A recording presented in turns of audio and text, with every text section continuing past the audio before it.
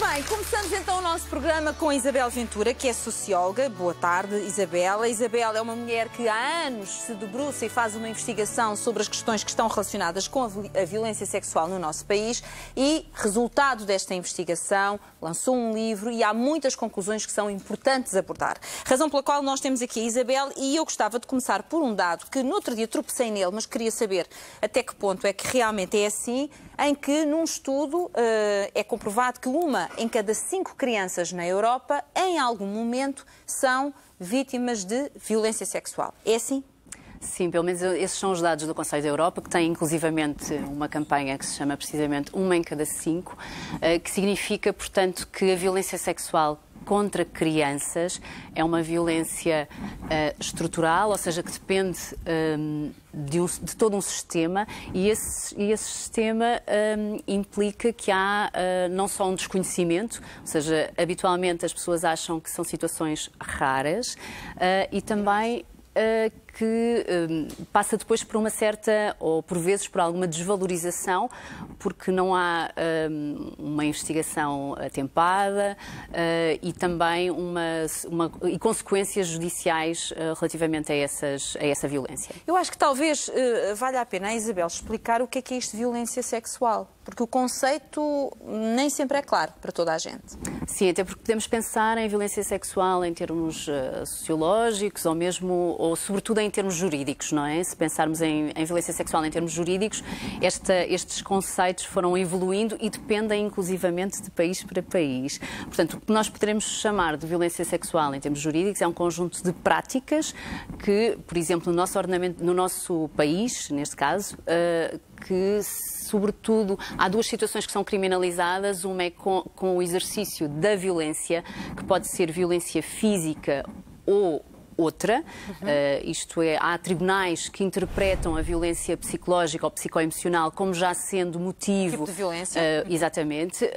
Ou pode ser também crime em virtude da idade, ou seja, contra menores, não é? E aí pode não haver um exercício explícito de violência física, mas considera-se que há um aproveitamento, porque até uma certa idade entende-se que as pessoas não têm, neste caso as crianças, não é? Não têm, neste caso até aos 14 anos, não têm maturidade suficiente para avaliar as consequências de uma relação sexual e, portanto, para aquilo que a lei diz, autodeterminarem.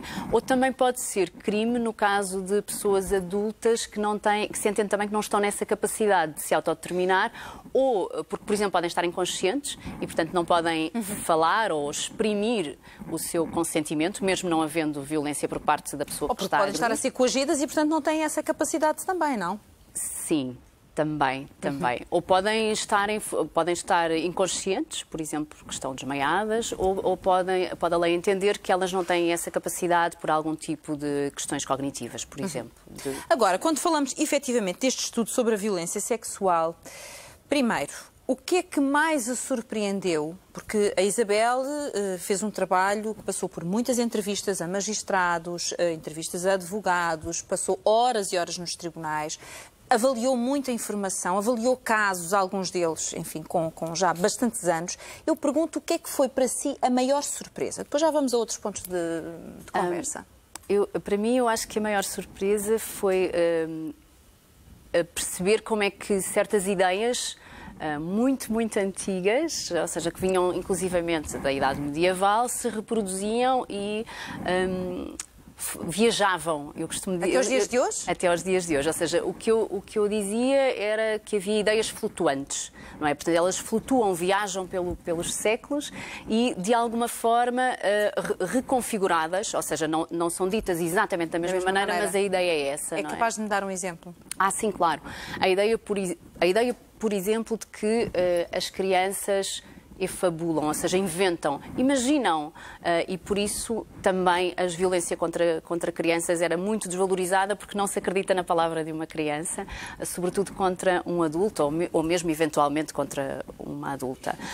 Outra é a ideia de que há uma divisão entre as vítimas, sobretudo se falarmos de mulheres, mas não só, que são as vítimas credíveis, aquelas que realmente são consideradas verdadeiras vítimas, porque têm um comportamento antes, durante e após o evento traumático que se aproxima e que corresponde às Aquilo imagens, que é expectável.